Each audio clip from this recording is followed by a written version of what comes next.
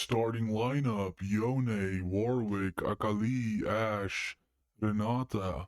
Up against Riven, Wukong, Jin, Sivir, Brand. Rating of the picks for a casual game: Yone as a top 4, Warwick in the jungle 8, Akali as a mid 8, Ashe as a shooter 6, Renata as a support 7, Riven as a top 8, Jin as a mid 0. If you intend to play shooters in mid because you've fallen in love with either the structure of a shooter or with the persona and the personality of a shooter, for the love of God, choose a shooter that can create his own shot and that is not a pure sniper, or you're just straight up trolling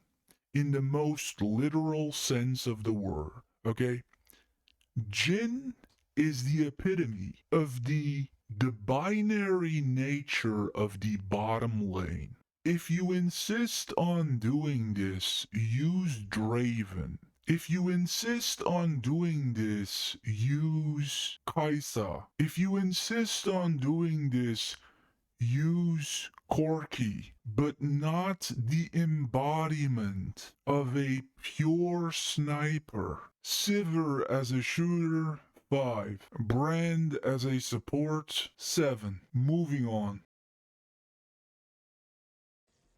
First play, and this is a little bit of a showcase of where Warwick ends up being more of a top laner.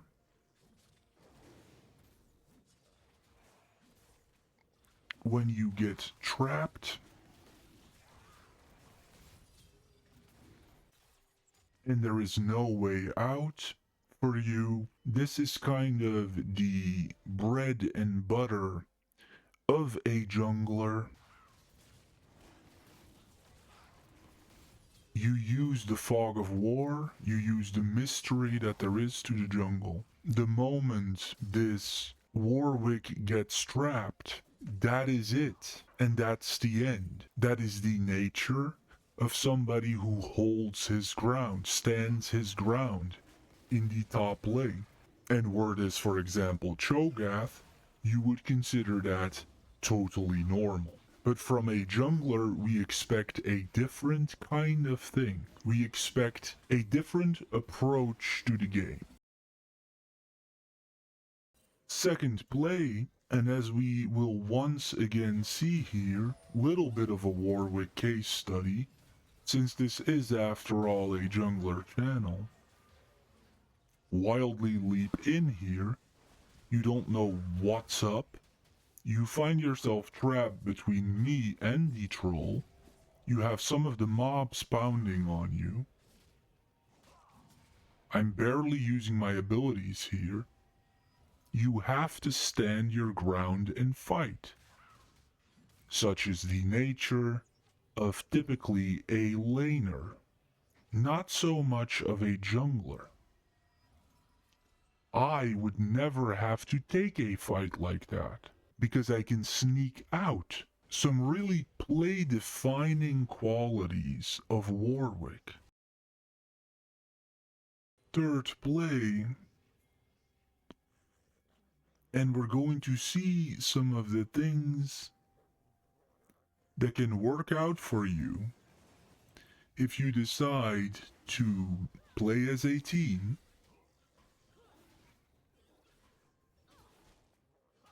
and help out your fellow jungler.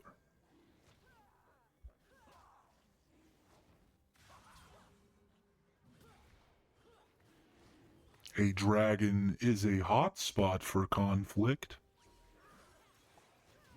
If you go there and you support your jungler, there is a good chance that you will come away with free kill opportunities. Also, there is a good chance that you will get some significant experience, which will help you level up and it will help you combat your enemy. And now, I get what I want, I don't get my ass killed. Sivir gets what she wants, right? She gets the level up. The whole team gets the boost, right? This is win-win.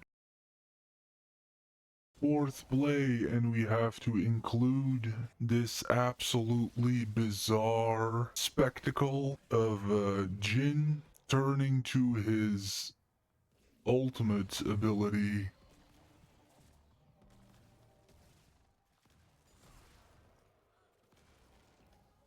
That is as rare as anything in the mid lane. And yeah, just don't count on that consistently working.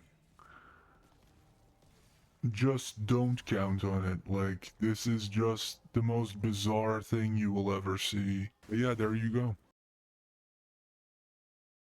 Fifth play, and let's take a look at what Jin is capable of when he is actually being supported properly by somebody who is built like a tank,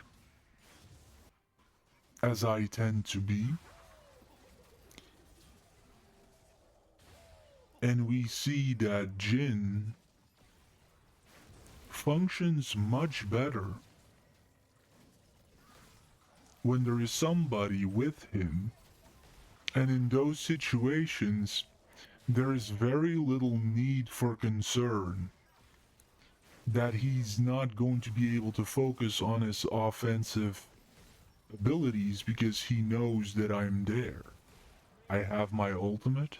I'm able to interrupt people. I'm able to get rid of pesky attackers.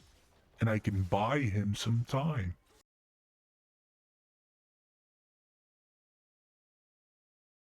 Taking a look at the scoreboard here. Dead's Dance is a good item for Riven. If you must get boots, get Ionian boots.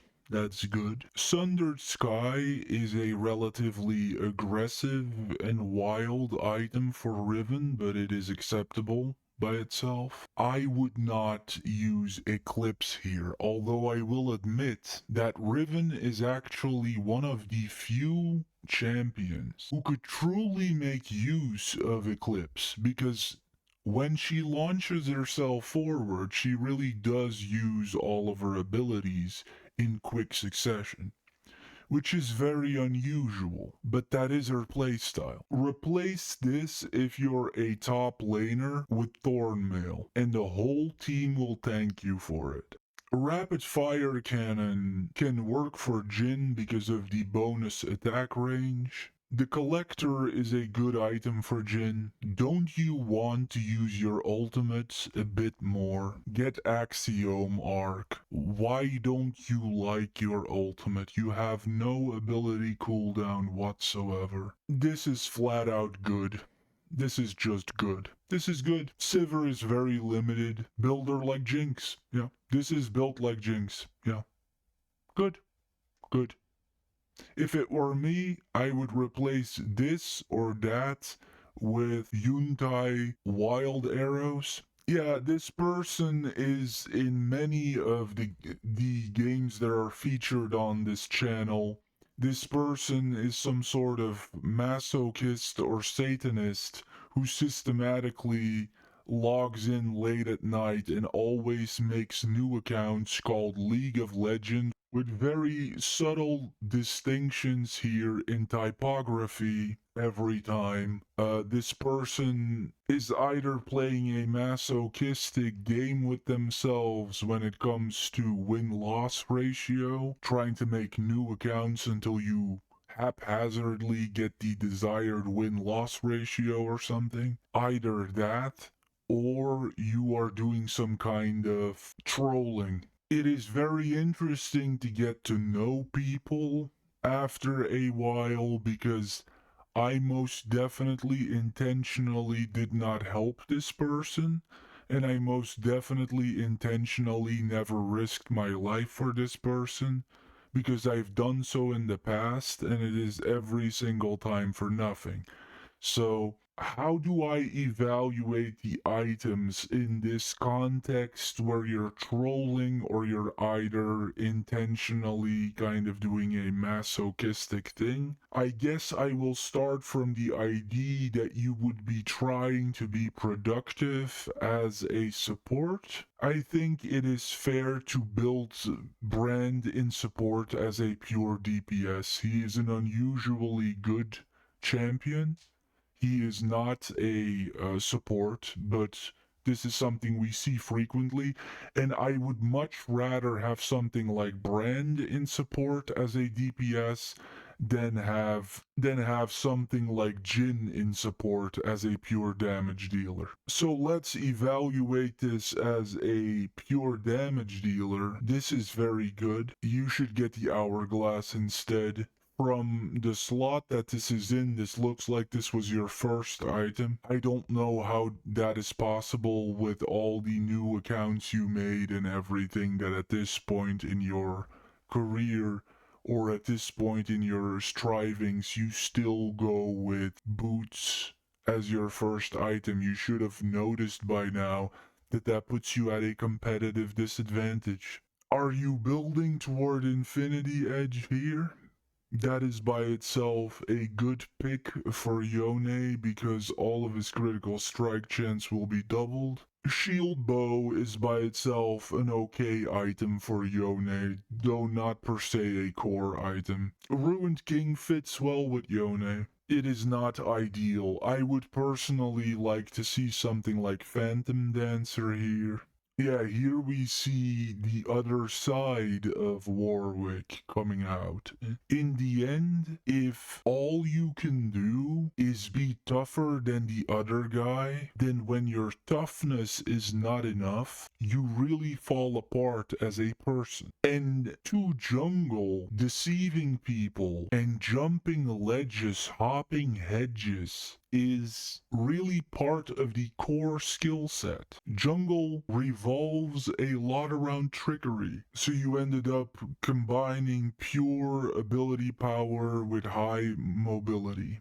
That's pretty damn good. That's pretty damn decent. Yeah, this is a mistake and an incorrect interpretation of the way that things are laid out. Ashe is a champion that primarily relies on her slows and her freeze. You should build her in a way that her slow and her freeze comes off cooldown much more frequently, and that way you will gain a systematic advantage over your enemy. This is a perfect build. This is a perfect build. This is very, very good. Moving on.